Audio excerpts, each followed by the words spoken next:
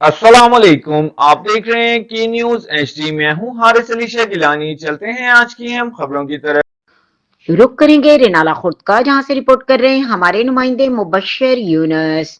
नए तैनात होने वाले एसएचओ सदर रेनाला खुर्द नासिर जावेद से समाजी शख्सियात चौधरी मोहम्मद सरवर, सीनियर सहाफी चौधरी इमरान खुशी, सरदार उमर हयात बट्टू, चौधरी मोहम्मद कलीम ने चार्ज संभालने पर मुबारकबाद दी और फूलों के गुलदस्ते पेश किए। नासिर जावेद ने गुफ्तगू करते हुए कहा कि जराइम का खात्मा मेरी अव्वलीन तरजीह है।